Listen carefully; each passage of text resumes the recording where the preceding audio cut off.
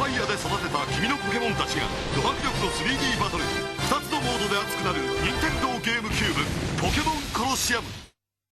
Gotta save them all. In the Ore region, a sinister organization is capturing Pokemon and misusing them. It's up to you to restore balance.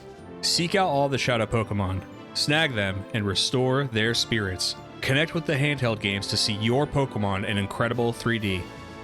This is Pokémon Colosseum.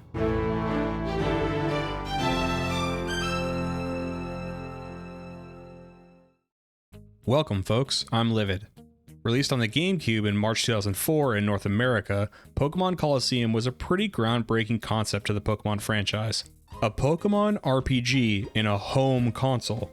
Developed by Genius Sonority, Pokémon Colosseum was released only a couple years after Pokémon Stadium 2 in the West. I mentioned Stadium because that's where this game's genesis comes from. The 3D battle environments with the bones of the handheld series mechanics, dynamic camera angles, even some of the models and animation from Pokémon Stadium are here. And despite the box legendaries of Ruby and Sapphire being on the box art of Colosseum, they aren't naturally available in the game without connectivity. And that's likely what this game was probably made for. To encourage Pokemon fans to buy these home console products to use with their handheld products. A marriage of concept and form factor. Let's talk about my bias. I never played this game back when it came out, and I don't think I had any positive or negative biases going into it. Back when this released, I owned an Xbox and not a GameCube. Come on, I had to play Halo. I also only played Pokemon LeafGreen during this third generation era of Pokemon. Although I've been recently going back on my official hardware to relive this era of Pokemon and making content about this journey. I'm playing on my GameCube with a converter to my capture card. I've seen some other videos of this game that have great gameplay quality, but I'm not sure if they're emulating the gameplay for better resolution or if I just don't know how to get it to look that good on my end. But I didn't want to emulate. I want to use my official hardware and transferring capabilities with the handheld games. So if the gameplay doesn't look as good as in some other videos, that's why. Just a heads up, there will probably be a lot of mispronounced names in Pokemon because that's my brand at this point. But if the mispronunciations don't drive you crazy, please consider giving a like, comment, and maybe even a subscription if you enjoy this kind of content. It helps me a lot because I'm making content full time and loving every second. This video in particular took longer than I wanted it to for reasons you'll learn later, so I appreciate you watching. The game opens up at a secretive hideout occupied by Team Snag'em, a team dedicated to stealing Pokemon. A shady character busts in and steals their precious Snag'em machine. Helping this shady person make their escape is an Umbreon and an Espeon keeping their super cool motor unicycle thing warm. As they make their escape, he initiates an explosion on their hideout as he races off. This shady character is our player character, Wes. Wes is 17 years old and accompanied by his two Pokemon, Umbreon and Espeon, who he's been with for years. You're never really given anything else about Wes.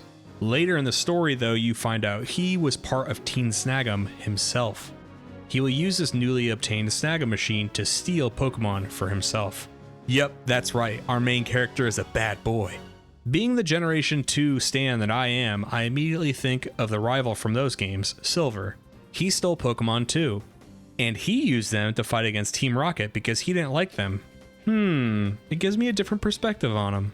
But you're never told why Wes was with Team Snag'em and why he betrayed them. To be fair to the other Pokemon games, it's never really explained who you are or anything else personal to your character in the main series either. But that's when you're like an 11-year-old from a small town. Here it's different because you're doing some pretty wild stuff. Stealing a stealing machine, blowing up a hideout, driving off on a uni-motorbike thing. But really, I didn't mind too much that these questions aren't answered. It's an RPG after all. I headcanoned that Wes joined Team Snag'em out of necessity growing up. It's mentioned by other Snag'em members that Wes is one of the best snaggers in the game. So I headcanoned that he decided to become a free agent and be a Robin Hood type character. Wes is from the Ore region, a new region for the Pokemon franchise. Its inspiration was apparently of the southwestern United States like Arizona and New Mexico. Like those states, most of it is a sprawling desert with scattered settlements. There are no wild Pokemon in the entire region, adding to the idea that they're almost like a scarce resource like water or food, which goes back to the idea of stealing Pokemon. Sure, it's a crime, but I wonder how much of it was necessity too, because Pokemon can sometimes act as beasts of burden. These few settlements do have a wide range though. Desolate junk towns, a beautiful oasis, a semi-tropical area, and even a Las Vegas-like construction project. The music coupled with the surroundings gives it a Wild West type vibe. It feels lawless, like bandits lurk around every corner. The trainers wear cowboy hats and chaps. There isn't much given about either you or the region though, so I'm not sure whatever happened to this place. It feels like a lived-in area that has like a post-apocalyptic feel. The cities act independently of one another, and more than a few of these settlements are run down with old shacks and rusted materials for buildings. West being 17 is a bigger deal than it may seem on the surface. In almost all of the early Pokemon main series game, you're supposed to be like 11 or 12. But with a main character in a setting like this, I think the devs were making an effort to say this game was for a maturing or matured audience. You're not going to find cursing or blood or anything like that though. It's just the idea that you're playing a more complex character with a questionable past. It's something new for the series. It's a shame I didn't play this game at the time because all of those tone shifts would have worked perfectly for me growing up. I swear this game sounds like some fan fiction or edgy, you know what would be cool type pitch at a middle school lunch table. What if you stole Pokemon and like the Pokemon were super dark, like the Dark Rocket Pokemon cards? But you know they'd never do something that cool. I would have jumped all over this game back then. Continuing with the new concepts is the fact you already have 2 Pokemon as your starters who are evolved from an Eevee and already in their mid-20 levels. Sure, you aren't choosing your starters, but this is a cool concept that I'm fine with. Umbreon and Espeon are great Pokemon. Umbreon is a dark type and pretty tanky. Espeon is psychic type and more nimble but powerful. Umbreon evolves during the night and Espeon evolves during the day. Perhaps that also symbolizes Wes's yin and yang personality. While certainly cool starters, they're perfectly balanced for this game's gameplay involving double battles. Introduced in Pokemon Ruby and Sapphire, double battles was a revolution for the Pokemon series. What may seem like just tossing in another Pokemon meant much more. I often compare this to chess and checkers. Chess is much more complex than checkers because there are so many different variables. In Pokemon double battles, Pokemon can heal, block, and support each other in tons of different ways. For example, you can have a Rhydon with the Lightning Rod ability while your Gyarados is out. Gyarados is terribly weak to electric type attacks, but Rhydon's Lightning Rod ability will divert the attack to itself, which it's immune to. Now that's beautiful synergy. This strategy and many, many more are now possible. And you better like it because every single battle in this game's story is a double battle. I didn't mind this at all, and I even enjoyed this. As a kid, I was strongly averse to double battles, and I didn't like them. I used to be very resistant to change or things I couldn't understand. Double battles meant a lot of new concepts and moves to juggle around at once. But with a fully developed brain, I was ready for chess. Wes eventually arrives at Phoenix City. It's a beautiful oasis city, walled off by an aqueduct and several water fountains. As soon as Wes enters the city, there's a strange couple of fellas hauling off something in a sack. They see you and have to silence you for having seen what they were up to. After defeating them, a girl emerges from the bag. Her name is Rui. She doesn't have much of a character or backstory either, but her unique power will be extremely useful to the story and gameplay. Rui is capable of seeing the dark aura around certain Pokemon. Wes and Rui report to the local mayor about the mysterious group involved with these strange Pokemon, and he assures her he'll look into it. The dark aura Rui is referring to are shadow Pokemon. They've had their hearts artificially closed off from the world. They emanate a black and purple aura and live off their aggression. They have a unique move called Shadow Rush, which damages itself upon usage. Wes, using the Snag'em machine he stole and Rui's ability to sense these shadow Pokemon, can steal these Pokemon back from those evil trainers. There are 48 shadow Pokemon in the game, which you can capture and cleanse. To cleanse a Pokemon, you must reduce their heart gauge to 0 and interact with a shrine in Agate Village. Cleansing is easier said than done, with different methods which work better or worse depending on a Pokemon's nature. During battles, there is a call mechanic which will calm down a shadow Pokemon in hyper mode and reduce its heart gauge. Walking, leaving the Pokemon in the daycare, or using items can further reduce a Pokemon's heart gauge, especially if it's the preferred method through the Pokemon's nature. As you reduce the heart gauge, the Pokemon will gradually open up to you, displaying more and more about its abilities and learn moves. This is an aspect I enjoyed for the most part. I think this mechanic breaks up the pace from a normal Pokemon game and really reinvigorates the training aspect. You are slowly Caesar Milaning a Pokemon back to normal so that it will trust people again. It's just adding another layer to the trainer experience that I liked. There was something I enjoyed about holding my breath for what the nature of this Pokemon would be, then realizing it was awful and deciding not to use the Pokemon at all. It's eventually learned that this mysterious group creating shadow Pokemon are called Sapphire. They've taken over pretty much every corner of the Ore region, either directly or indirectly. They're not only creating the shadow Pokemon, but are actively distributing them to trainers all over the region to spread their corruption. Sapphire has 4 administrators throughout the region that act like mini bosses, but the only one that matters is Mirror B. This dude needs his own game, I swear. He's loud, flamboyant, rocks out every second of his life. He has a million Ludicolo, which are good defensive Pokemon, and they're so annoying. They have really great staying power and moves that keep them in the fight. They also have a silly dancing animation, and when fighting Mirror B, the music just makes it so much more of a torment. During my fights with Mirror B and his Ludicolos, I had Umbreon use Toxic, which poisons the opponent's Pokemon. Mirror B is in charge of Pyrite Town, a rough and tumble town that's falling apart. He's given most of the trainers in the town shadow Pokemon that you can use to snag for yourself. Pyrite is also where you'll encounter your first actual stadium fights, which look like something out of Mad Max. Very badass. Most cities have one of these venues, with a tournament-like structure that I like. I've always just liked that tournament setting. Becoming champion and winning prizes, this is really up my alley. Sapphire's CEO is a guy called Nascor, but who I called NASCAR. He shows up pretty early in the game and ominously says he'll probably encounter you again. He's a bit over the top, looking like something out of Final Fantasy or something. The look does work though, I'm scared whenever he shows up. You and Rui travel the Ore region hunting down shadow Pokemon and liberating different places from Sapphire and Snag'em members. There are no gym battles here, no league tournament spanning the region. This region can barely cobble together shacks, they can't have a professional battle league. The namesake of Colosseum isn't lost though. Throughout your travels, you'll encounter many more locations which have entire Colosseums to battle in. Ore is quite diverse in its locations, which is important. Since there are so many battles, I appreciate that the scenery changed quite a bit. Agate Village is a forest area inhabited by retired professional trainers. It's also where Rui and her grandparents are from. Her grandpa is an old retired professional trainer with a Pikachu, and Rui has red hair. Agate Village is a pleasant vibe with vegetation and waterfalls. Agate Village is also where the sacred relic stone is, which is the final step on a Pokemon's way to becoming cleansed. The mythical Pokemon Celebi is heavily tied to this concept and will make appearances in certain circumstances. Then there's the Under, a subterranean city which is hidden under Pyrite Town. This might be a deep cut, but the Under reminds me of the Undercity on Taurus in Knights of the Old Republic. A city under a city, dark and dingy. The Under is pretty much entirely in favor of Team Sapphire, and the only rebel faction are literal children. The Under will slowly expand in areas over the course of the game, giving you access to new items and battles. The roster of snaggable Pokemon is pretty thin.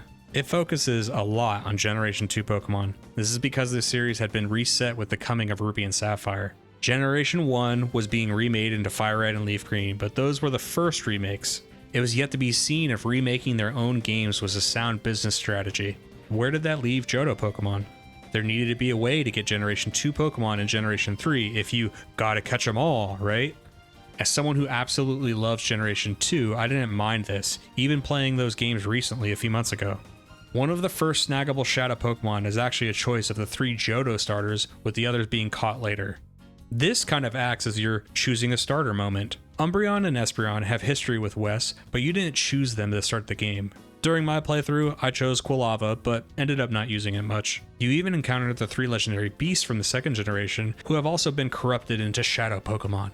Their stats are great, and definitely set your team up for success for the remainder of the game if you choose to use them. Umbreon and Espeon made the early game very easy. Espeon's psychic attacks obliterated many of the fighting and poison types. Umbreon was essential to not only stall out our opponents with its bulk and disruption, but also new Confuse Ray, which I used to disrupt Shadow Pokemon as I snagged them. This is because sometimes Shadow Pokemon just don't want to get snagged and will linger in battle for a while. This means when I'm using a turn to try and catch it, the Shadow Pokemon itself is freely beating up my Pokemon.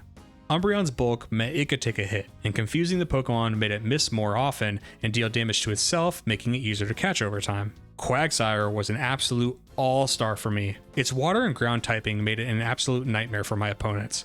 This is because you'll encounter a lot of electric type Pokemon, and it learned Earthquake, one of the best moves in the game, at level 42. Then for a Pokemon I'm more familiar with, Heracross. Heracross is my favorite Generation 2 Pokemon. It's bug and fighting type, which means it does have some pretty prevalent weaknesses, but its incredibly high attack stat, paired with its offensive bug and fighting moves, meant I was carving my way through many dark and normal types in this game. The economy of this game is pretty scarce, just like the region.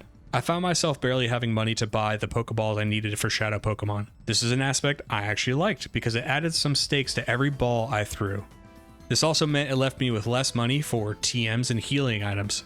That added to my gameplay experience though. I chose to battle in the stadiums more to earn money. And it made the Ore region not just feel like a setting but an experience, scraping by some money to improve my team little by little. Then when you finally get enough for that great TM, it feels so precious and it really made me sit there and think if I was making the right decisions.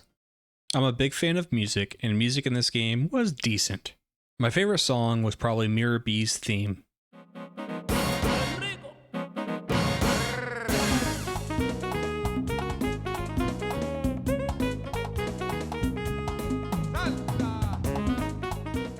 The main battle theme in this game is good too.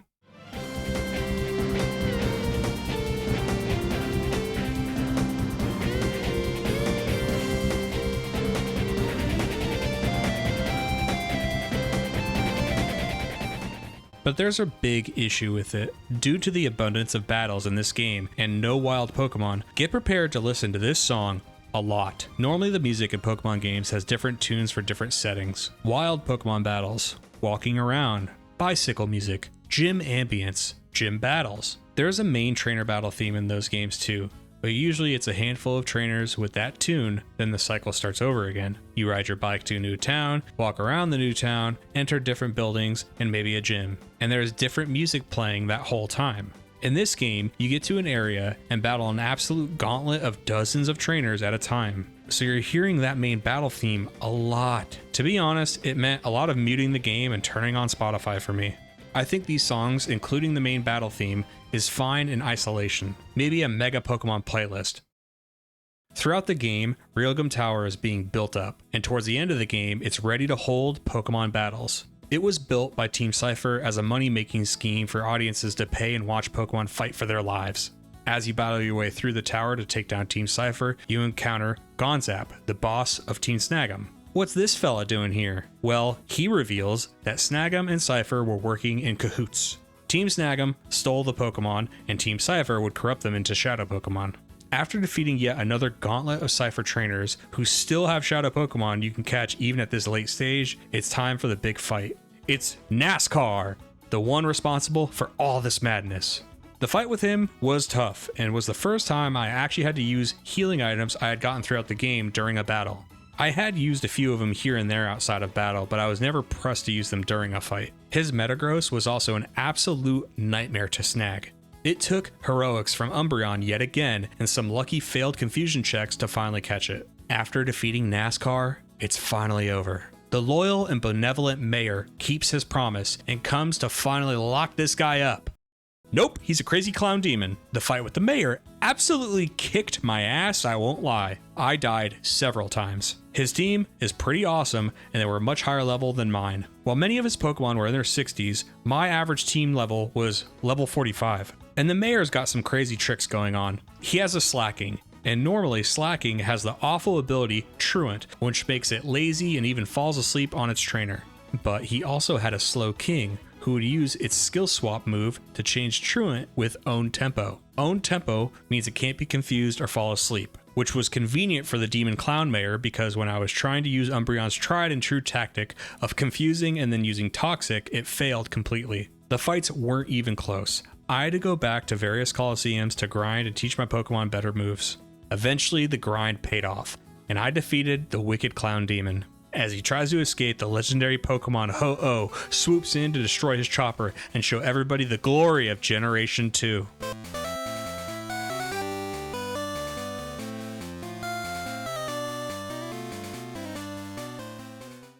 But Sapphire and Team Snag'em aren't done yet. After the credits roll, there's an extensive post-game. Not so much in expanded narratives, but just a lot more gameplay. The remnants of both Snag'em and Sapphire still lurk in the shadows trying to pick up the pieces of their lost empire. For the first time, you can go to Snag'em's hideout from the cutscene in the beginning of the game. It's a cool location, but also kind of a labyrinth. It's filled with trainers, but also acts as a place to re-battle trainers who have shadow Pokemon you may have accidentally defeated in battle earlier in game. After defeating these shadow Pokemon, the Children's Resistance Army in the Under will start sending you emails about the Deep King. You have to enter yet another lengthy gauntlet at a new Colosseum called the Deep, which has rematches with all the former Sapphire admins like the Fabulous Mirror B, Venus, and the rest. They just don't give up. For that gauntlet, I needed a little bit of help. Once the credits roll, you can then trade with the handheld games from Generation 3. It's a pretty wild setup. Your GameCube has a special link cable to Game Boy Advances and will turn your handheld with appropriate game into kind of like a drone controller. The Game Boy now acts as a controller to the GameCube for selecting which Pokemon from your handhelds are sent over. Beware if you try this on your own, because any slight movement will immediately disconnect it. I had to stay perfectly still because during this process it failed once because I sneezed. And of course, I sent over our darling, miraculous shiny Pokemon, Execute, from our FireRed, Kintamago. I had Eevee trained him after that video to specialize in special attack and special defense. He can now dish out and receive powerful attacks to hang in a fight. I also chose to evolve him into a normal Executor because I realized I already had a shiny Alolan one in my Pokemon home. I think the Alolan one is technically better because it's Dragon type, but I didn't really care. I think the normal one is still cool. It knows Giga Drain, which was very handy since I neglected to have any grass type moves for pretty much the entire game. Now it's back to the tournament with our backup. After this treacherous gauntlet, you get to battle the Deep King. This fight wasn't as tough as a Mayor fight, but was awkward because he does have good Pokemon, but also had a Shadow Shuckle. Luckily I caught it with one attempt though, which made it a nice break for me. Although it was a lengthy process, the Deep is yet another layer that was cool. A city underneath a city that's underneath a city. And it would seem that's it. It's an open-ended game, so you can continue to go back to the Colosseums and train up to get more items or levels. But then you start getting emails claiming that you're harassing and attacking people with your Pokemon. But that can't be us. We've just destroyed the remnants of Snag'em and Cypher. We've been too busy to go back to a life of crime. But it looks like they even took pictures though. Hey, I don't have a Togetic. What's going on here? It's an imposter. We have to defeat our doppelganger, but we must be careful. There is an innocent Togetic, and it's the final Shadow Pokemon.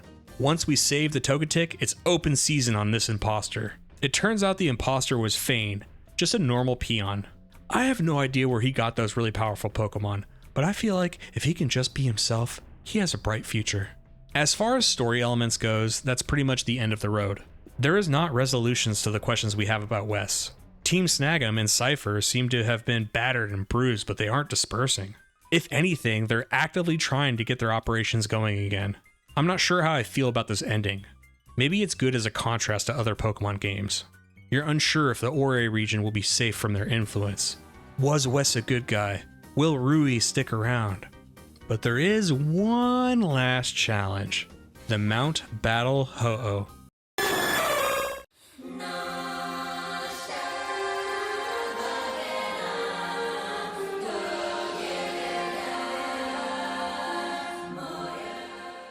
It requires you to purify all 48 Shadow Pokemon, which, believe me, is brutal and takes a long time. This was a decently long story campaign, multiple trainer gauntlets, and a lengthy postgame. Once you've done all that, you can then enter the Mount Battle Challenge from the main screen and select any of the Pokemon saved in your story mode, but can transfer in some help too. You can choose between double battles and single battles. You must fight 100 trainers consecutively whose Pokemon level is matched to your highest Pokemon's level. The trainers start off very easy and gradually become more difficult. For wins where you didn't lose a single Pokemon, you get continues like in Pokemon Stadium. It's another grueling gauntlet, testing your patience more than your battle skills until the last 10 battles. By then, you're facing legendary Pokemon like Latias, Latios, Jirachi, Groudon, Kyogre. The final battle is at the very top of Mount Battle, versus what looks like Rui's grandpa from Agate Village. And his team was pretty unimpressive, I have to be honest. It really didn't provide much of a challenge as the previous 10 fights we just did. He didn't even have a legendary Pokemon like the rest of those trainers did. After defeating him, we've finally done it. The legendary Pokemon, Ho-Oh, is gifted to you. It's a pretty cool gift and has a unique trainer ID to reference to see that it's special. But the thing I was really hoping for was a good nature. The nature of this gifted Mount Battle Ho-Oh is not predetermined, which meant it could have been good or bad. Sure, it's still going to feel good as an accomplishment, and I think it's worth it even if it had a bad nature. But if it did have a good nature, it would be even better because then I could EV train it and use it in future games for fun. I was pretty nervous to check, but when I finally did, it was revealed to have an adamant nature. This was very exciting, but I remained calm and composed because I'm a professional. Adamant ups its attack and lowers its special attack. This complements its base stats and is a great nature for the moves that it can learn, like Earthquake, Sacred Fire, and Brave Bird in later generations. I won't lie, the process was grueling and it delayed the making of this video because I was adamant that this needed to be part of the video. I didn't know if I would come back to this game, and I wanted to know I fully embraced what it had to offer. My criticisms of this game mostly have to do with the gameplay alone. Colosseums are very grindy. You'll be battling dozens and dozens of trainers to progress the story or challenges. There are a lack of technical machines throughout the game world, which make diversifying your team very difficult. In a game with such a thin roster, I think there needed to be an abundance of TMs to help smooth out your team. There are TMs that you can get through yet more grindy battling in Colosseums, but I think from a design standpoint, there just should have been more as pickup items throughout the game. Finally, the battle music just got repetitive and needed to be more varied. With this much battling and grinding, there probably needed to be 3 battle themes or something. The things I do like are that it's a very unique experience for new and old Pokemon fans. The main character has a questionable past, is more mature, and you aren't sure about his intentions. The Ori region itself fits the darker theme of the game with its geography and different kinds of human settlements. The old western vibes give it a very unique personality. With no wild Pokemon, the emphasis on capturing and healing shadow Pokemon was a nice change of pace. The same goes for the double battling format. There was a wide range of areas to battle in. So many back alleys or town squares, sprawling colosseums, a battle tower, a battle mountain. I also really like the connectivity with the handheld games. Although a bit clunky at times, especially if you sneeze, it was really cool to transfer Pokemon back and forth. I thought the Pokémon Colosseum experience was decent. If I were to replay this game, I would likely avoid cleansing all of the shadow Pokemon and grinding for Ho-Oh. I think had I stopped at the end screen, I would have felt like it wasn't as grindy, so maybe that's the way to play it. That's all I've got for Pokémon Colosseum. Thank you to Justin Yo for the donation in my last video. If you like this video, please like, comment, and subscribe. I really appreciate it, and it helps out a lot. Thank you to my YouTube channel members and patrons. I also have a Discord you are more than welcome to join. I'll see you guys in the next video.